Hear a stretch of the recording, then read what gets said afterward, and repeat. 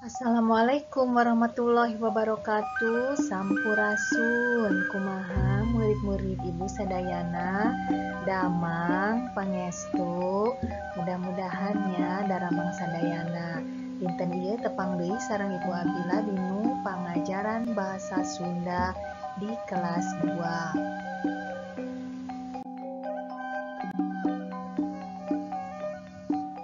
Dinten ieu masih di pangajaran 5 nyaeta materina ngeunaan nyieun paguneman atau membuat kalimah.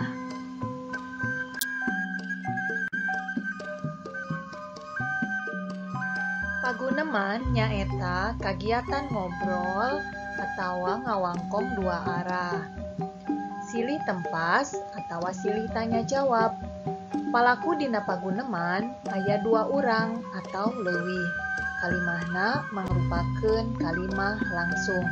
Jadi yang dimaksud dengan paguneman itu adalah kegiatan mengobrol secara langsung antara 2 orang manusia.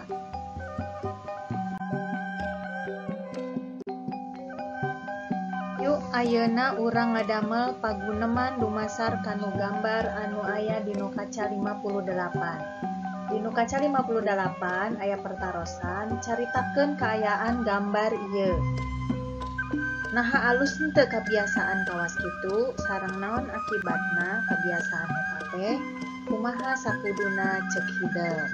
Ta ayeuna urang pasian nami anu dinu gambar ieu teh Yuli. Lumasar kanu pertarosan anu tadi opat kedah kumaha ngadamel pagunemanana.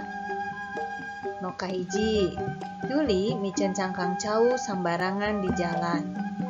Kabiasaan Yuli teh awon ulah ditiron. Akibatna tiasa nyilakakeun batur matak pisoledat. Kedahna Yuli miceun cangkang cau kana wadah runtah. Tah kitu kumaha?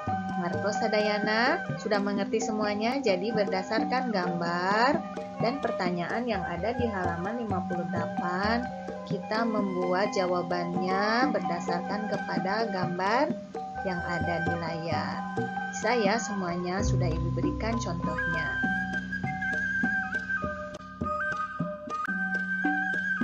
Salajengna nyieun kalimah.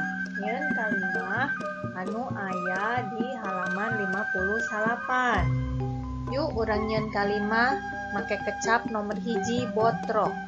Ulah sok botrok. Pamimicen runtah kedah kanu wadah runtah. Botrok teh hartosna jorok. Jadi tidak boleh jorok ya, kalau buang sampah harus ke tempat sampah. Nu kadua kukumbah. Sate acan emam kedah kukumbah pandangan heula. Artinya, sebelum makan kita harus mencuci tangan dulu. Anu katilu runtah. Ulah miceun runtah kasolokan. Artinya apa? Jangan membuang sampah ke selokan atau ke sungai ya, nanti bisa menyebabkan banjir. Nu kaopat, panyakit. Lamun urang sok jorok, tangtu bakal ngadatangkeun panyakit ya. Jadi kalau kita suka hidup jorok, kotor, maka akan mendatangkan penyakit. Nu kalima, nu terakhir nyaeta sehat.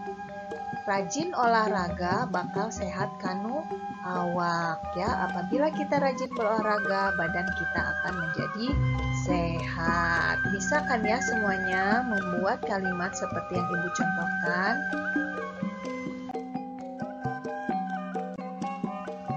Nah, anak-anakku semua, kalau sudah selesai mencatat dan mengerti bagaimana caranya membuat kalimat atau paguneman, tugas kalian adalah mengerjakan tugas di halaman 60. Mangga diseratkeun teras dikintunkeun ka ibu tugasna.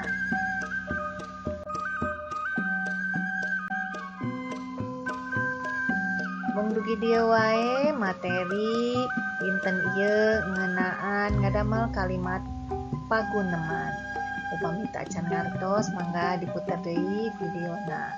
Wassalamualaikum warahmatullahi wabarakatuh. Hatur nuhun.